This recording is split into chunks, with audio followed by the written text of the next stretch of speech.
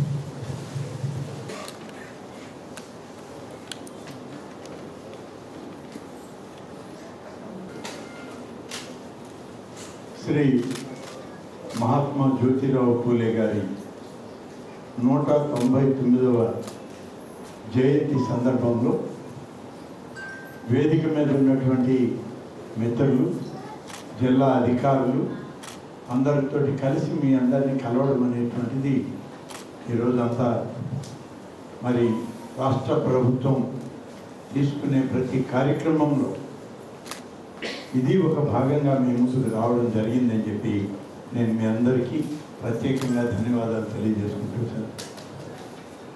ముఖ్యంగా ఈనాడు జ్యోతిరావు పూలే గారు వారి జీవితం మరి ఏదో ఒక మారుమూల ప్రాంతంలో జన్మించిన ఇవాళ యావత్ భారతదేశం వారి గురించి ఆలోచిస్తాం. వారు చేసినటువంటి అనేక ప్రయోగాత్మక కార్యక్రమాలని ఇవాళ కేంద్ర రాష్ట్ర ప్రభుత్వాలు అమలు చేస్తున్నాయి. అవి ఏ ప్రభుత్వం ఎవరు అధికారంలో ఉన్నారనేటువంటిది ఇవాళ అప్రస్తుతం. ఏ ప్రభుత్వమైనా ఒక మంచి విధానాన్ని ఒక రూపకర్త ఒక శిల్పి ఒక మార్గాన్ని అన్వేషిస్తే ఆ దారిలో నడవడం అనేది బాధ్యతగా ప్రభుత్వాలు పనిచేస్తూ ఉన్నాయి. ఆ విధంగా చేసేటువంటి అనేకమైనటువంటి కార్యక్రమాల్లో మరి ఇవాళ మన రాష్ట్ర ప్రభుత్వం కూడా జ్యోతిరావు పూలే గారి యొక్క జయంతి సందర్భంలో అనేక కార్యక్రమాలు చేపట్టారు. ముఖ్యంగా మన నెల్లూరు జిల్లాలో జిల్లా కలెక్టర్ గారి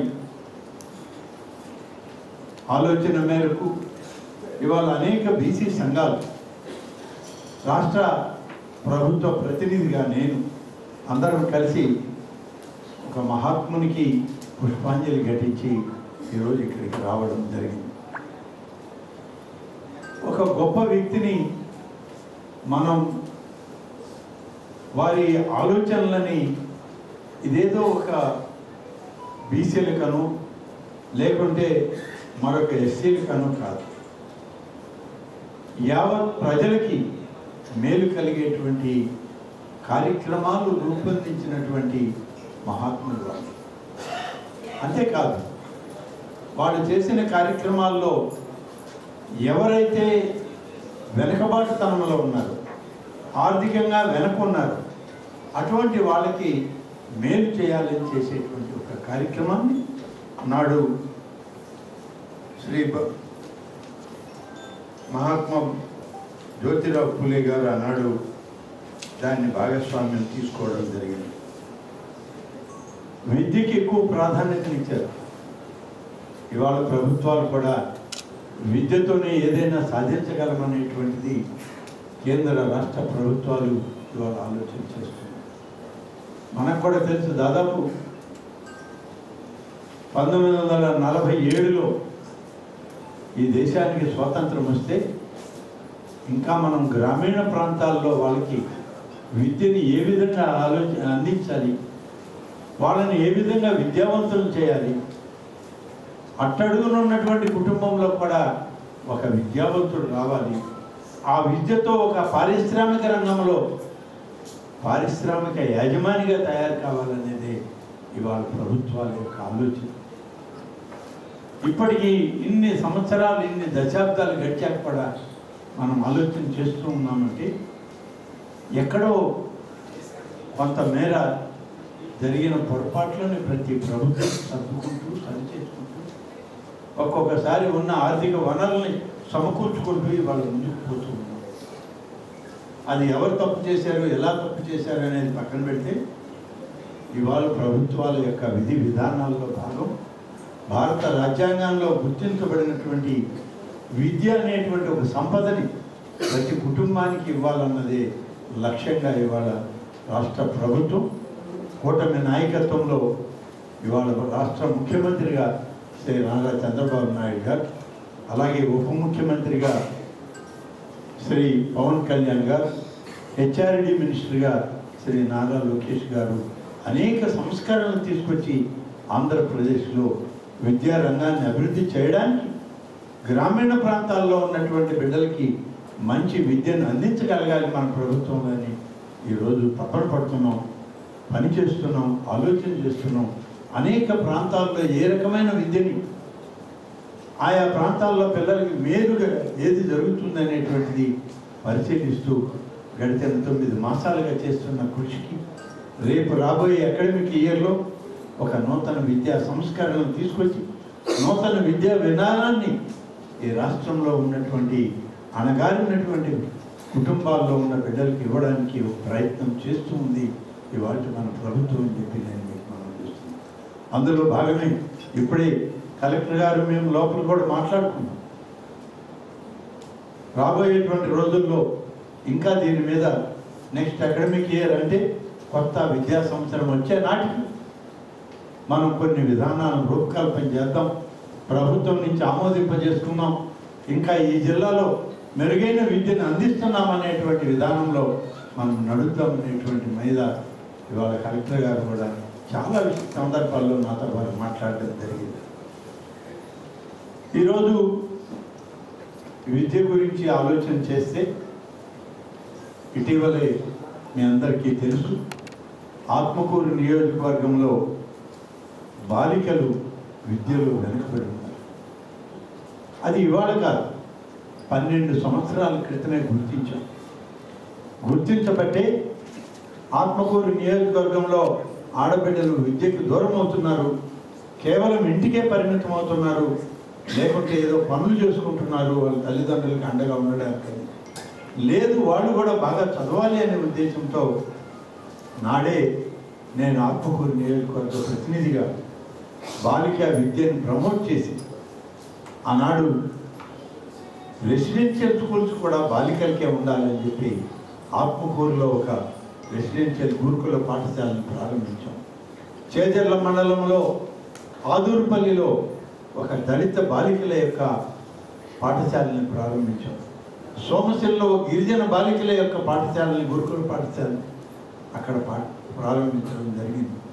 బాలికా విద్యకి ఎక్కువ ప్రాధాన్యతనిచ్చినటువంటి పరిస్థితుల్లో ఈ జిల్లాలో ఈరోజు మళ్ళీ ఆత్మకూరు నియోజకవర్గానికి తిరిగి వెళ్ళాక ఒకటి అన్ని కులాలకు ఉంది, ఒకటి దళితులకు ఉంది, ఒకటి గిరిజనులకు ఉంది, బలహీన వర్గాలకు కూడా కావాలని రాష్ట్ర ముఖ్యమంత్రి శ్రీ చంద్రబాబు నాయుడు గారిని కోరితే బీసీ సంక్షేమ శాఖ మంత్రిని ఆత్మకూరు పంపించి బాలికా గురుకుల పాఠశాలని మరి మన ఆత్మకూరులో ఇటీవలే ప్రారంభించడానికి అనుమతులు ఇచ్చింది.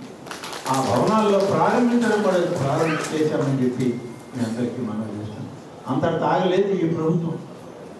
బలహీన వర్గాలకు సంబంధించినటువంటి బాలికలు 5వ తరగతి నుంచి 10వ తరగతి వరకు ఆ యొక్క గురుకుల పాఠశాలలో చదివితే ఆ తర్వాత ఇంటర్మీడియట్కి వచ్చేటప్పటికీ వాళ్ళకి ఎక్కడ ఎత్తుక్కుంటారు, వాళ్ళ కాలేజీలు ఎక్కడ ఉన్నాయి, ఎక్కడికి పోవాలో తెలియని అయోమయ పరిస్థితుల్లో ఉంటారని ఈ సంవత్సరమే సంవత్సరానికి అదనంగా 3 కోట్ల రూపాయలు ఖర్చు అవుతున్నా ఆ 3 కోట్ల రూపాయలు కూడా మీరు ఇస్తాము, మీరు జూనియర్ ఇంటర్ సీనియర్ ఇంటర్ కూడా ఆత్మకూరులో బలహీన వర్గాల బాలికలకు అందించండి అని చెప్పి ఇవాళ గౌరవ ముఖ్యమంత్రి శ్రీ చంద్రబాబు నాయుడు గారు అనుమతిస్తే బీసీ సంక్షేమ శాఖ మంత్రిని శ్రీమతి సవితమ్మ గారు వచ్చి ఆ ఆర్డర్ నాకు ఇచ్చి, అన్న మీ నియోజకవర్గంలో జూనియర్ కాలేజీ ప్రారంభించండి, రాబోయేటువంటి విద్యా సంవత్సరంలోనే ఆ యొక్క ఆడబిడ్డలకి మంచి సౌకర్యం చేయండి అని చెప్పి ఆదేశాలు ఇవ్వడం జరిగింది.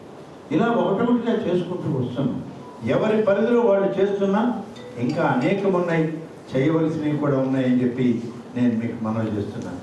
ఒకసారి రాష్ట్ర ప్రభుత్వం ఏం చేస్తుంది, ఎలా చేస్తుంది అనేటువంటి దానిలో ఇవాళ మనం ఆలోచిస్తే మీరు ఆలోచన చేయండి. ఇవాళ బీసీ ప్రొటెక్షన్ యాక్ట్ అనేటువంటి దాన్ని తీసుకురావడానికి ఇప్పటికే చర్యలు తీసుకోవడం జరిగింది. అలాగే స్వర్ణకారులు, బలహీన వర్గాల వాళ్ళకు కూడా న్యాయం చేయాలని చెప్పి జీవో నెంబర్ 28ని ఈరోజు 25/10/24లోనే విడుదల చేసింది ఈ రాష్ట్ర ప్రభుత్వం. చేనేత వర్గాలు వాళ్ళకి కరెంటు, అందరూ ఇవాళ నేత పని చేసేటువంటి వాళ్ళు హ్యాండ్లూమ్ నేత వచ్చింది, అలాగే పవర్ లూమ్స్ వచ్చాయి. మరి కరెంటుతో ఉత్పత్తి చేయాలంటే ధర పెరుగుతుంది, అధిక ధర అవుతుంది. కాబట్టి ఆ యొక్క విద్యుత్ ఛార్జీలు కట్టలేని పరిస్థితిలో ఉన్నారని చెప్పి హ్యాండ్లూమ్స్ వాళ్ళకి 200 యూనిట్లు, పవర్ లూమ్స్ వాళ్ళకి 500 యూనిట్లు ఇచ్చే విధంగా ఇవాళ డిపార్ట్మెంట్ నిర్ణయం తీసుకుంది అని చెప్పి నేను మీకు మనవి చేస్తున్నాను. ఇవన్నీ బలహీన వర్గాల్లో ఉన్నటువంటి అనేక చేతి వృత్తులు చేసుకునే వాళ్ళకి చేసేటువంటి కార్యక్రమాలు ఇవన్నీ. అదేవిధంగా ఇవాళ బీసీ వర్గాల ప్రజలకు ఉపాధి కల్పించాలని చేసేటువంటి ప్రయత్నంలో 2025-26 సంవత్సరంలో మొన్ననే పాస్ అయిన బడ్జెట్ ప్రకారం 896 కోట్ల రూపాయల సబ్సిడీలు ఇవ్వడానికి ఈ రాష్ట్ర ప్రభుత్వం బడ్జెట్లోనే తీర్మానం చేసి ఆ నిధులు సపరేట్గా మీకు ఖర్చు చేయడానికి ఇవాళ అనుమతులు ఇచ్చిందని చెప్పి మీకు మనవి చేస్తుంది. అలాగే ఆదరణ 3 అనే పథకంలో పనిముట్లు అందించడానికి కూడా ఇవాళ ప్రభుత్వం పనిచేస్తూ ఉంది. ఇప్పుడే మొదలైంది. నేను మొన్ననే 4 సెంటర్లు, సీవింగ్ మిషన్స్ సెంటర్స్ని, ట్రైనింగ్ సెంటర్స్ని ఆత్మకూరులో ప్రారంభించారు. మొత్తం ఈ జిల్లాలో 47 సెంటర్లు వచ్చాయి. ఒక ఆత్మకూరులోనే 7 సెంటర్లు పెట్టడం జరిగింది. మండలానికి ఒక సెంటర్, మహిళలు ఈ మండలం నుంచి ఇంకొక మండలానికి, ఆడబిడ్డలు ఒక ప్రాంతం నుంచి మరొక ప్రాంతానికి వెళ్ళి ఈ టైలరింగ్ ట్రైనింగ్ అవడానికే 3 మాసాలు కష్టపడాల్సి వస్తుందని వాళ్ళని ఏ మండలంలో ఆ మండలం వాళ్ళే ఏర్పాటు చేసుకోవడానికి 7 సెంటర్లు, మొత్తం మీద 47 సెంటర్లు మన నెల్లూరు జిల్లాలో ఆత్మకూరులో పెట్టాం. ఇప్పటికే దాదాపు 596 మంది మహిళల్ని ఎంపిక చేశారు డిపార్ట్మెంట్ అధికారులు. వాళ్ళకి ఆన్లైన్లో అడిగితే 1200 అప్లికేషన్లు వచ్చాయి. 596 మందిని మొదటి విడతగా ఎంపిక చేసి పనులు ప్రారంభించారు. ట్రైనింగ్ స్టార్ట్ అయింది. సీవింగ్ మిషన్ సప్లైలు ఇవ్వడం జరిగింది. 3 మాసాలు ట్రైనింగ్ అయిన తర్వాత 6,600 రూపాయలు విలువ చేసేటువంటి ఆ కుట్టు మిషన్ను కూడా ఆ మహిళకే ఉచితంగా ఇచ్చి స్వయం ఉపాధి సాధించడానికి ఈ రాష్ట్ర ప్రభుత్వం తీసుకునే చర్యల్లో భాగంగా ఇటీవలే కుట్టు మిషన్ల సెంటర్లన్నీ కూడా ప్రారంభించామని చెప్పి నేను మీ అందరికీ మనవి చేస్తాను. అలాగే ఈరోజు మరొక కార్యక్రమం మీ ముందు ఉంది. మీరందరూ ఆలోచన చేయండి. ఇవాళ విద్యుత్ అనేది రాబోయే రోజుల్లో చాలా విలువైనటువంటి కార్యక్రమంగా తయారైపోతుంది. మనకి విద్యుత్ అనేటువంటిది ఒకటి నీటితో వస్తుంది, ఒకటి బొగ్గుతో వస్తుంది, ఒకటి సూర్యరశ్మి ద్వారా వస్తుంది, మరొకటి గాలితో వస్తుంది. ఈ విధంగా వచ్చేటువంటి విద్యుత్తుని మనం తయారు చేసి మళ్ళీ మనం అది వాడుకునేటప్పటికీ ధరలు పెరిగిపోతుంది. పెరిగిపోయినటువంటి ధరల్లో మీరు విద్యుత్తును కూడా వాడలేని పరిస్థితి. అందుకని మీ మీద భారం లేకుండా, మీ మీద ఎక్కువ భారం పడనీయకుండా సూర్యరశ్మితో వచ్చేటువంటి విద్యుత్తుని సబ్సిడీ రూపంలో ప్రతి వర్గానికి అందించాలన్నదే ఇవాళ కేంద్ర ప్రభుత్వంలో ప్రధానమంత్రిగా ఉన్నటువంటి శ్రీ నరేంద్ర మోడీ గారు అలాగే ఈ రాష్ట్రంలో ఉమ్మడి నాయకత్వంలో ఉన్నటువంటి ముఖ్యమంత్రి గారు శ్రీ చంద్రబాబు నాయుడు గారు, పవన్ కళ్యాణ్ గారు ఆలోచన చేసి సూర్య గారి పథకాన్ని మన రాష్ట్రంలో కూడా ప్రతి ఇంటికి అందిస్తాము. అవసరమైన సబ్సిడీ కేంద్ర సబ్సిడీయే కాదు, రాష్ట్ర సబ్సిడీని కూడా ఇద్దామని చెప్పి ముఖ్యమంత్రి గారు నిర్ణయించుకోవడం జరిగింది. మీ అందరికీ మనం చేస్తున్నా సూర్య గారు అనేటువంటి కార్యక్రమం ఇవాళ మనకి తెలియనటువంటి ఆదాయాన్ని ఇచ్చేటువంటి కార్యక్రమం. ఏదో సబ్సిడీ ఇవ్వడమో, మీకు ఒక వస్తువు తక్కువ ధరకి ఇవ్వడమో కాదు. మీ జీవిత కాలం మీ ఇంటికి విద్యుత్తుని ఉచితంగా సబ్సిడీ రూపంలో పొందేటువంటి అవకాశం ఈనాడు ఈ సూర్య గారి కార్యక్రమంలో ఈ రాష్ట్ర ప్రభుత్వం రూపొందించింది అని చెప్పి నేను మీకు మనం తెలుసు. అలాగే పిఎం సూర్య గారు అనేటువంటి ఈ కార్యక్రమం 2 కిలోవాట్ల కెపాసిటీ సోలార్ పైకప్పులను ఏర్పాటు చేయడానికి 1,20,000 రూపాయలు అవుతుంది. 1,20,000 రూపాయలు అయితే ఆ 1,20,000 రూపాయల్లో 60,000 రూపాయలు కేంద్ర ప్రభుత్వం సబ్సిడీ ఇస్తే, రాష్ట్ర ప్రభుత్వం 20,000 సబ్సిడీ ఇస్తే, అంటే 80,000 రూపాయల సబ్సిడీతో మీరు 40,000 ఖర్చు పెట్టుకుంటే మీ ఇంటి పైన 2 కిలోవాట్లు వాడుకునే సామర్థ్యం కలిగినటువంటి సోలార్ ప్యానల్స్ బిగించి వాళ్ళే వైరింగ్ లాగి ఆ కంపెనీ వాళ్ళే మీ కనెక్షన్, మీకు మీటర్కి మెయిన్లకి కనెక్షన్ ఇచ్చిపోతారు. మీరు వాడుకున్నంత వాడుకొని మిగిలింది అనుకోండి, మిగిలినటువంటి విద్యుత్ ప్రభుత్వం తీసుకుంటుంది. ప్రభుత్వం తీసుకున్నప్పుడు నెలకు ఒకసారి లెక్క చూస్తారు, మీ ఇంట్లో ఉన్న మీటర్ చూస్తారు. ఎంత ప్రభుత్వం వాడుకుందో అంతకి 2.5 రూపాయలు 2.45 పైసలు పెట్టి తిరిగి మీ అకౌంట్కి డబ్బు జమ చేసేటువంటి పథకం ఇవాళ కేంద్ర ప్రభుత్వం, రాష్ట్ర ప్రభుత్వం ఇవాళ ఏర్పాటు చేస్తుంది అని చెప్పి నేను మీకు మనవి చేస్తాను. ఈ విధమైనటువంటి 2 కిలోవాట్లు లెక్క చూస్తే 2 కిలోవాట్లు ఏ కుటుంబం కూడా కాల్చలేదు. 1 కిలోవాట్ 1.5 కిలోవాట్ మాత్రమే అవుతా ఉంది లెక్కల్లో. మిగతా మిగులు కరెంట్ అంతా ప్రభుత్వమే తీసుకుంటుంది. ప్రతి నెల మీరు ఎంత మిగులుస్తారో, ఎంత పొదుపు చేస్తారో ఆ విద్యుత్తుకి ధర కట్టి ఆ ధరని మీ అకౌంట్కి ప్రతి నెల జమ చేసే కార్యక్రమం ఇవాళ రాష్ట్ర ప్రభుత్వం చేయడానికి సిద్ధంగా ఉంది. మీరందరూ కూడా సూర్య గారు అనేటువంటి కార్యక్రమంలో ప్రతి నియోజకవర్గానికి 10,000 సోలార్ యూనిట్లు మంజూరు అయ్యాయి. మన జిల్లాలో ఉమ్మడి నెల్లూరు జిల్లా చూస్తే 10 నియోజకవర్గాలు, 10 నియోజకవర్గాల్లో 10,000 లెక్కన 1,00,000 యూనిట్ల 2 కిలోవాట్ల సూర్య గారి యూనిట్లు మంజూరై ఉన్నాయి. ఎవరు ముందుకు వచ్చినా వాళ్ళకి ఇవ్వడానికి సిద్ధంగా ఉంది ప్రభుత్వం. ఇది చాలదు అని అంటే మరింకాంత ఇవ్వడానికి కూడా రాష్ట్ర ప్రభుత్వం, కేంద్ర ప్రభుత్వం సిద్ధంగా ఉంది. కాబట్టి పొదుపులో భాగంగా మీ కుటుంబాలకి మీరు ఆదాయాన్ని సమకూర్చుకునే దానిలో భాగంగా ఈ అవకాశాన్ని ఉపయోగపెట్టుకోండి. ప్రభుత్వం ఇచ్చే 80,000 రూపాయల సబ్సిడీ, మరి మిగిలిన 40,000 రూపాయలు, అయ్యా మాకు 40,000 కూడా లేవు, 80,000 మీరు ఇస్తున్నారు బాగానే ఉంది, ఈ 40,000 మా జీతాల్లో లేకుండా మా వ్యవసాయ కూలీలకో లేకుండా పనులకో పోయి వచ్చేటువంటి డబ్బు మేము ఎలా ఖర్చు పెట్టాలి అని అంటే దానికి కూడా ఇవాళ రాష్ట్ర ప్రభుత్వం ఒక మార్గం కనిపెట్టింది. బహుశా అధికారులందరికీ ఇప్పటికే ఆ ఆదేశాలు వచ్చాయి. ఆ 40,000 రూపాయలు కూడా పొదుపు మహిళల ద్వారా మరి 0 వడ్డీకి మీకు రుణం ఇప్పించడం జరుగుతుంది. బ్యాంకుల ద్వారా 0 వడ్డీ మీరు రోజు కట్టుకోండి, లేదా నెల కట్టుకోండి. పొదుపు గ్రూపులతో మీకు ప్రతి కుటుంబంలో ఒక పొదుపు మహిళ ఉంది. ఇవాళ పొదుపు మహిళ లేనటువంటి కుటుంబమే లేదు ఇవాళ భారతదేశంలో, ఆంధ్రప్రదేశ్ రాష్ట్రంలో. కాబట్టి ఆ మహిళ ద్వారా ఈ 40,000 రూపాయలు బలహీన వర్గాల కుటుంబాలకు రుణ సౌకర్యం ఇచ్చే కార్యక్రమం కూడా ఈ రాష్ట్ర ప్రభుత్వం చంద్రబాబు నాయకత్వంలో జరుగుతూ ఉంది. మరి మీరు తిరిగి చెల్లించుకుంటే 0 వడ్డీ ఏర్పడుతుంది. కాబట్టి ఇంత మంచి కార్యక్రమాన్ని ఇవాళ ప్రభుత్వం మీకు ఆలోచన చేస్తూ ఉందని చెప్పి మీ అందరికి కూడా మనం చేస్తాము. అలాగే ఈరోజు విద్య ప్రావీణ్యత కలిగి డిగ్రీనో, పోస్ట్ గ్రాడ్యుయేషనో, ప్రొఫెషనల్ కోర్సులో చదివినటువంటి వాళ్ళకి స్టడీ సర్కిళ్ళ ద్వారా ఉచిత శిక్షణ ఇప్పించాలి. కేవలం ఉన్నవాళ్ళు లేకుంటే బాగా విజ్ఞానం కలిగిన వాళ్ళు కాదు, కొంత విద్యలో కూడా విజ్ఞానంలో కూడా వెనకబడినటువంటి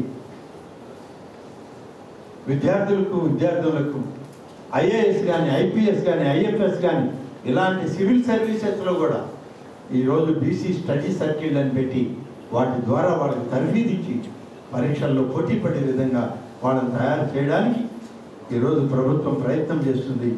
విజయవాడలోని గొల్లపూడిలో ఒక బీసీ స్టడీ సర్కిల్ని ఏర్పాటు చేసి డిసెంబర్ 2024లో ప్రారంభించాం. ఇందులో 100 మంది బలహీన వర్గాల కుటుంబాల విద్యార్థులు ఇప్పటికే చదువుకుంటూ అవకాశాన్ని పొందాలనేటువంటి తపనతో వాళ్ళు విద్యను అభ్యసిస్తూ ఉన్నారనే విషయం ఇవాళ మీకు చెప్పాల్సినటువంటి అవసరం ఉంది. అలాగే మెగా డిఎస్సి ఇప్పటికే ప్రారంభమైంది. ఈ రాష్ట్రంలో విద్యార్థులు పెరుగుతున్నారు, కానీ విద్యావంతులైనటువంటి ఉపాధ్యాయులు తగ్గిపోతున్నారు. ఖాళీలు భర్తీ చేయలేదని అంటే కూటమి ప్రభుత్వం ఎన్నికల మేనిఫెస్టోలోనే పెట్టాం, మేము అధికారంలోకి వస్తే ఎన్ని వేల ఉద్యోగాలు టీచర్ల ఉద్యోగాలు ఖాళీలు ఉంటే అన్నీ భర్తీ చేస్తారు. ఇవాళ 16,800 ఉద్యోగాలని భర్తీ చేయడానికి నోటిఫికేషన్ ఇస్తున్నాం.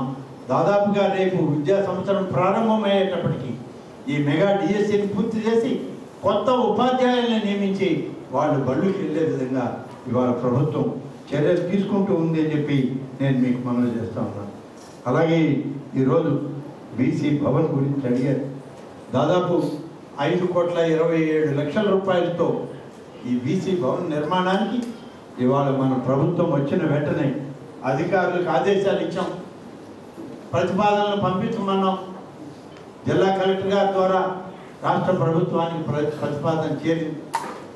5 కోట్ల చిల్లర డబ్బు రాష్ట్ర ముఖ్యమంత్రి గారితో బలహీన వర్గాల సంక్షేమ శాఖ మంత్రితో మాట్లాడి ఆ నిధిని విడుదల చేస్తాం, మంజూరు చేసి బీసీ భవన్ని పూర్తి స్థాయి బీసీ భవన్గా మన జిల్లాలో నిర్మాణం చేసుకుంటామని చెప్పి నేను మీ అందరికీ మనవి చేస్తా ఉన్నాను.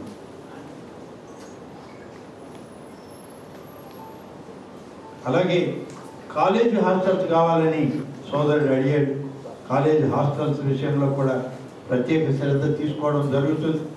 ఏ విధంగా వీటిని ఏర్పాటు చేస్తుందో విద్యాశాఖతోటి, హాస్టల్స్ బలహీన వర్గాల సంక్షేమ శాఖతోటి సమన్వయం చేసుకొని ఈ డిగ్రీ కాలేజ్ హాస్టల్స్ని ఏర్పాటు చేయడానికి ఒక ప్రాతిపదికన పని చేస్తామని చెప్పి నేను ఈ సందర్భంగా మనవి చేస్తున్నాను. ఇవాళ మీ అందరికీ తెలుసు ఏ విధంగా రిజర్వేషన్ల విషయంలో ఈ ప్రభుత్వం చర్యలు తీసుకుంది.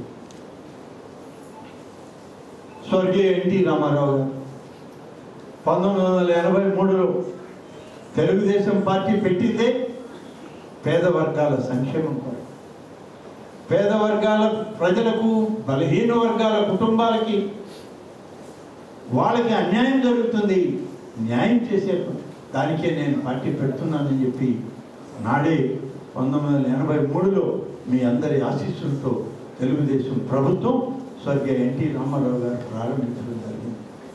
ఆనాడే ఆయన తీసుకున్న నిర్ణయం కూడు గూడు గుడ్డ ఈ మూడింటితోనే పేద వర్గాలని అభ్యున్నతికి మనం మొదలు పెడతామని చెప్పి మొదలుపెట్టారు. ఆ తర్వాత అనేక సంక్షేమ కార్యక్రమాలని సంస్కరణలు తీసుకొచ్చాం. తర్వాత చంద్రబాబు నాయుడు గారు ఆయన ఇవాళ 4వ దఫా ముఖ్యమంత్రి. ఇంత ఎక్కువ కాలం ముఖ్యమంత్రిగా పనిచేసినటువంటి ముఖ్యమంత్రి ఈ రాష్ట్రంలో మరొకరు లేరు, చంద్రబాబు నాయుడు గారు తప్ప. అంత అనుభవశాలి ఈరోజు ఆయన అధికారంలో ఉన్నారు. ఇవన్నిటినీ కూడా పరిష్కరించడానికి ఏర్పాట్లు చేస్తున్నాం. ఇప్పటికే స్థానిక సంస్థల్లో రిజర్వేషన్లు ఇచ్చాం. ఇక శాసనసభల్లో, శాసన మండలిలో, పార్లమెంటులో బలహీన వర్గాలకి రిజర్వేషన్ అనేది అది రాజ్యాంగ చర్య.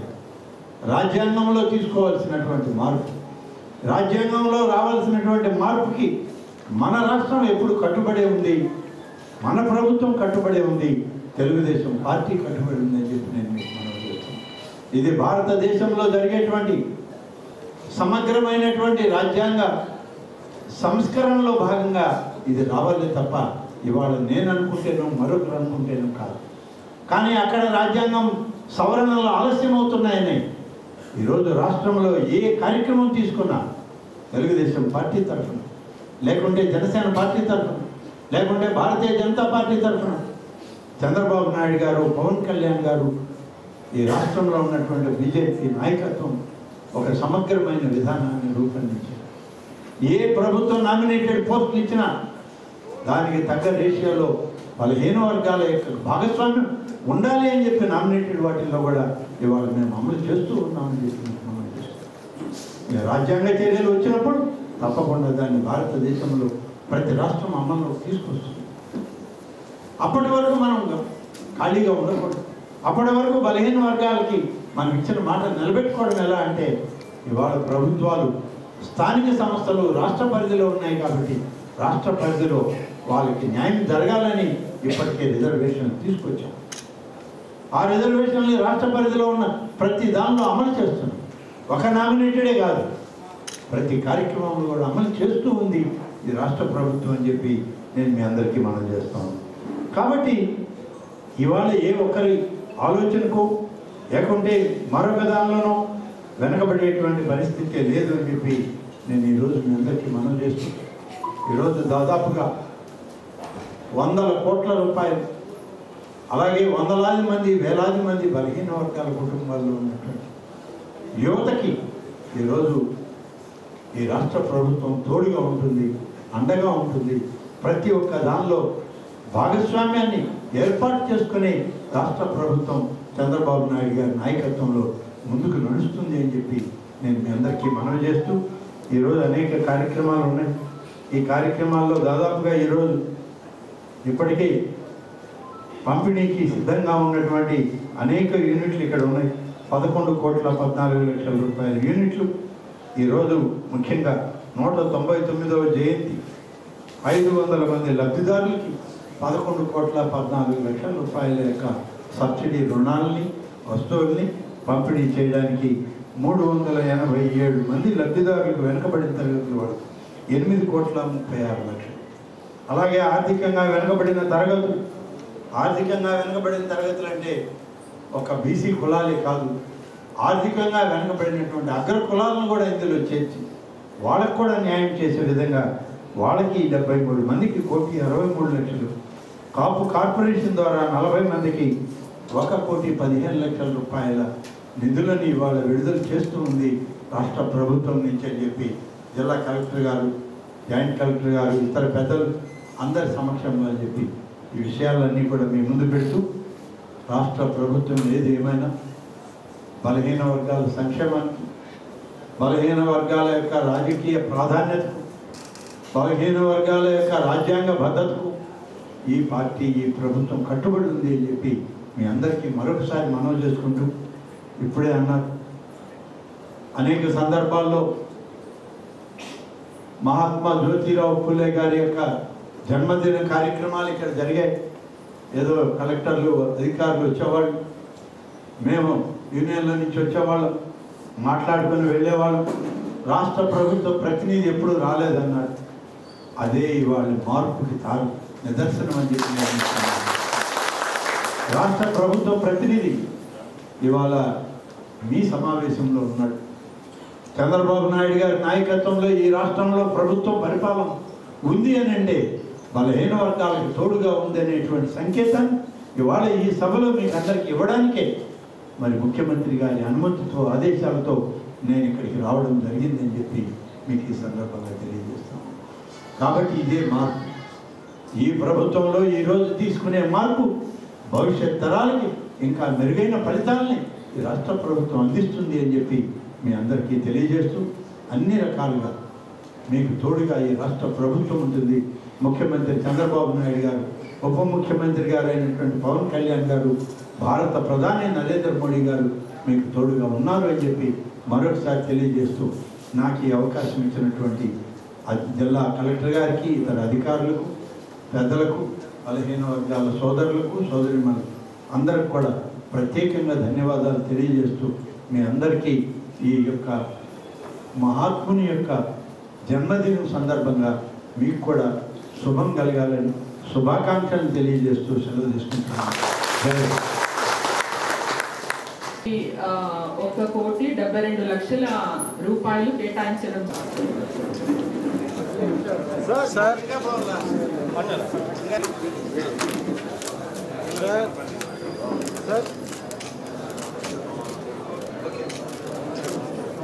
కాబట్టి ఇక్కడ ముగ్గురు అధికారులు ఉన్నారు. ఈనాడు 199వ మహాత్మా జ్యోతిరావు ఫూలే గారి జయంతి సందర్భంగా ఇక్కడికి వచ్చేసిన అందరికీ కూడా నా అప్రిషియేషన్ అండ్ విషెస్ అండి. సో ఈరోజు జ్యోతిరావు ఫూలే గారు social freedom and economic freedom గురించి ఆయన పాటుపడిన జీవిత చరిత్ర గురించి అంతా కూడా ఇవాళ మనం చర్చించుకున్నాము. చాలా వరకు పెద్దలు నాయకులు అందరూ కూడా పాయింట్స్ అన్నీ కూడా చాలా చక్కగా విడమర్చి మరీ ఎక్స్ప్లెయిన్ చేశారు. అయితే అంత కష్టపడి మన కోసం సంపాదించిన ఈ social and economic freedom, especially women సెక్షన్స్లో తీసుకువచ్చిన మహిళా సాధికారత అవ్వచ్చు, లేదా అభివృద్ధి కోసం ఆయన వేసిన అడుగుజాడలు అవ్వచ్చు, అవన్నీ కూడా భావి తరాలకి తీసుకువెళ్లాల్సిన రెస్పాన్సిబిలిటీ మనందరి మీద కూడా ఉంది. అదే ముఖ్య ఉద్దేశంతోనే మనం ప్రతి సంవత్సరం కూడా ఇలాగ మహనీయుల జయంతి అనేది మనం సెలబ్రేట్ చేసుకుంటున్నాము. సో ఇక్కడ ఉన్న అందరి మీద కూడా జ్యోతిబా ఫూలే గారి